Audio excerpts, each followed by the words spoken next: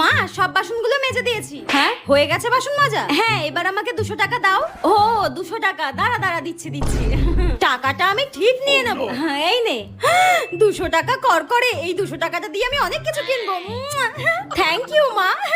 2 দিন পর লে লে লা লা লা লা। টেপি শোন না, হ্যাঁ দুধওয়ালা এসেছে, ওনাকে আজকে সারা মাসের দুধের টাকাটা দিতে হবে। হ্যাঁ তো আমি কি করব?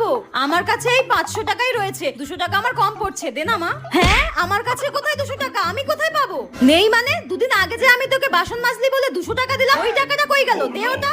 হ্যাঁ ওই 200 টাকাটা, ওটা তো তুমি আমাকে দিয়েছিলে মা। তাড়াতাড়ি দে, মানুষটা বাইরে দাঁড়িয়ে আছে। বাসন মাজলাম বলে তুমি আমাকে 200 টাকা দিলে, এইভাবে সেই টাকাটা তুমি নিয়ে নিলে না। এই নাও। দেখলি তো এক ঢিলে দুই পাখি কিভাবে মারলাম, বাসনও মাজালাম টাকাও নিয়ে নিলাম। ঠিক আছে আমি দুধওয়ালাকে টাকাটা দিয়ে আসি, যাই দেখ কেমন লাগে। ফ্রিতে বাসন মাজিয়ে নিল, ধরবেন ভাল লাগে না।